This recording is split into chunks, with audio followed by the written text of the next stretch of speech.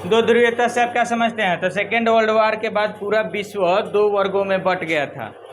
एक का अगुवाई अमेरिका कर रहा था और दूसरे का अगुवाई सोवियत संघ कर रहा था।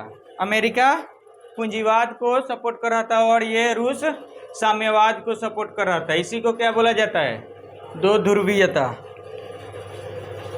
दूसरी दुनिया से आप क्या समझते हैं? दूसरी दुनिया से आप क्या समझते हैं?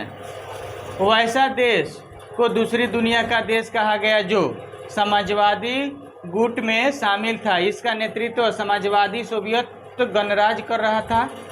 द्वितीय विश्व युद्ध के बाद पूर्वी यूरोप के देश सोवियत संघ के प्रभाव में आ गए थे। वस्तुतः सोवियत संघ ने इन्हें फासीवादी ताकतों से मुक्त कराया था। इन्हीं ही समाजवादी खेमों के देश या दूसरी दुनिया कहते हैं।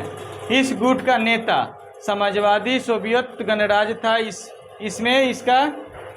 इसके अलावा यूगोस्लाविया, चेकोस्लाविया, पूर्वी जर्मनी, एस्टोनिया, लात्विया आदि देश थे। तो इसमें इतने देश शामिल थे जिसे क्या बोला जाता था? दूसरी दुनिया। मिखाइल गोर्बाचेव कौन था? मिखाइल गोर्बाचेव कौन था?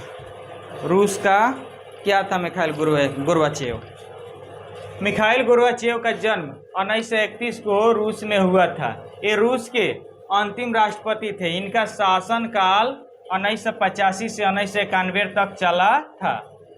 इसने अर्थव्यवस्था को सुधारने का कार्य किया था। राष्ट्रपति बनते ही इन्होंने अफगान और पूर्वी यूरोप से सोवियत सेना को वापस बुला लिया था। हथियारों की होड़ की समाप्ति, शीत युद्ध की समाप्ति और जर्मन एकीकरण करने में इन्होंने सक्रिय भूमिका निभाया था। गोर्बाचेव ने पेरेस्ट्रोइका, पुनर्रचना और ग्लासनोस्ट खुलापन के नाम से आर्थिक सुधार भी लागू किए थे।